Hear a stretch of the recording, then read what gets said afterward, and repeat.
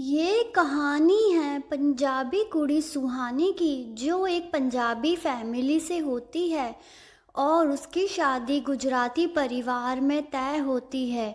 आरव और सुहानी कई सालों से एक दूसरे को जानते थे और अचानक से उन्होंने शादी का फैसला कर लिया। आरव के परिवार में उसके माता पिता और भाई भाभी ही थे। उसकी भाभी सुहानी और आरव की शादी से खुश नहीं थी, क्योंकि वो अपनी बहन की शादी आरव से कराना चाहती थी। लेकिन आरव सुहानी से ही शादी करना चाहता था। जैसे ही सुहानी शादी करके आती है और उसका गृह प्रवेश होता है, तो वो बाएं पैर से कलश को गिराने लगती है कि तभी आरव की भाभी नेहा बोलती है, अरे देवर जी, कैसी लड़की से शादी कर ली जिसे सीधे उल्टे पैर का भी नहीं पता। आरव कहता है, भाभी, सुहानी ने कभी शादी की कोई रस्म नहीं देखी।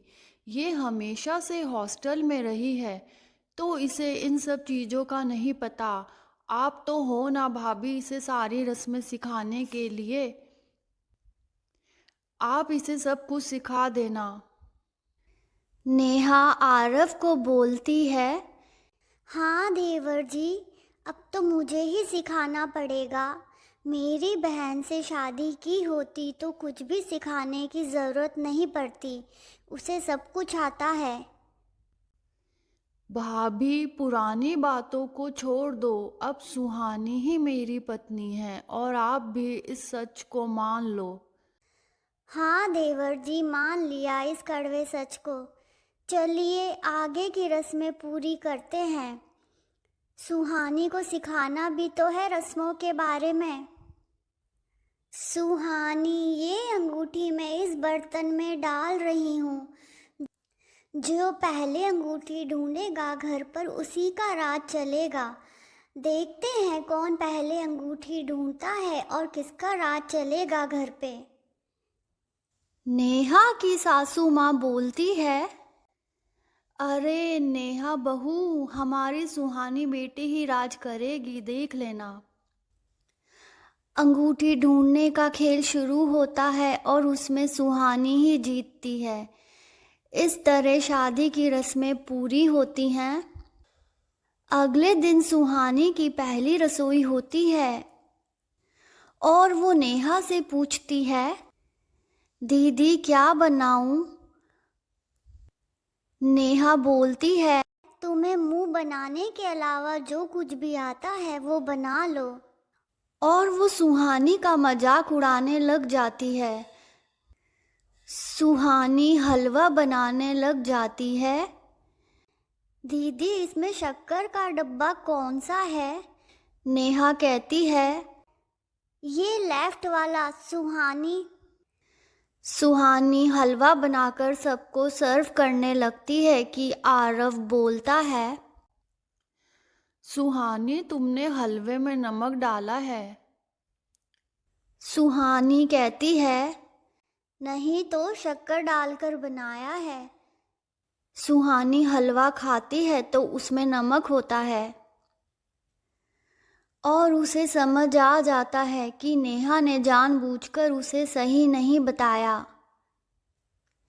हलवा खाकर सब सुहानी की तारीफ करते हैं और कहते हैं, बेटा हलवा अच्छा है, पर इसमें तुम्हारी कोई गलती नहीं है। दोनों डिब्बे एक जैसे हैं, किसी से भी गलती हो सकती है।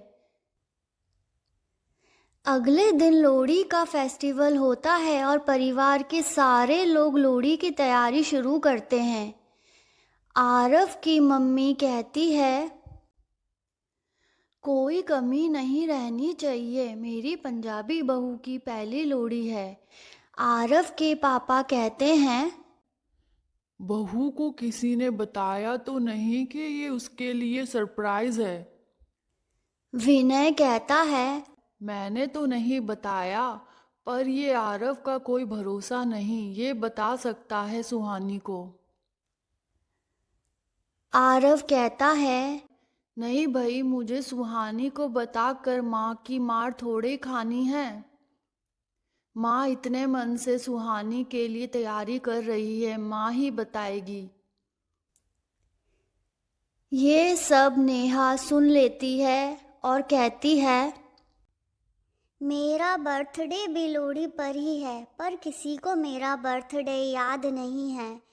सुहानी की फिक्र सबको है, मेरी फिक्र किसी को भी नहीं है। जैसे ही सुबह होती है सब अपने अपने कामों में लग जाते हैं और शाम को लोहड़ी वाली जगह सुहानी को ले जाते हैं और उसे सरप्राइज देते हैं। लोहड़ी की इतनी तैयारी देखकर सुहानी कहती है, मैं बहुत लकी हूँ जो मुझे इतनी अच्छी फैमिली मिली है, पर मैं आज इस खुशी को दुगना करना चाहती हूँ। एक सरप्राइज़ आपने दिया, एक सरप्राइज़ मैं भी आपको देना चाहती हूँ। और सुहानी केक लेकर आती है और नेहा को बोलती है, हैप्पी बर्थडे दीदी।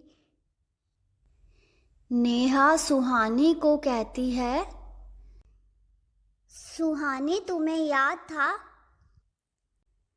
हाँ दीदी, आरव जी हमेशा अपनी फैमिली की बातें करते रहते थे, मुझे सबके बर्थडे याद हैं। नेहा सुहानी को कहती है, मुझे माफ़ कर दो, मैंने तुम्हारे साथ इतना बुरा बर्ताव किया और तुम मेरा बर्थडे सेलिब्रेट कर रही हो। मेरी अपनी बहन भी शायद इतना बड़ा सरप्राइज़ प्लान नहीं करती मेरे लिए। आज से तुम मेरी छोटी बहन हो। बाकी सब लोग भी नेहा को विश करते हैं और कहते हैं, हमें माफ़ कर दो बेटा, फेस्टिवल की तैयारी में हमें याद ही नहीं रहा। नेहा बोलती है, कोई बात नहीं माँ जी, अब मेरी छोटी बहन है ना सबको याद दिलाने के लिए। इस तरह सब लोहड़ी का फेस्टिवल सेलिब्रेट करते हैं और खूब नाचते हैं। इस कहानी से हमें ये सबक मिलता है, किसी भी इंसान के बारे में सही या गलत बोलने से पहले उसे जानना ज़रूरी है।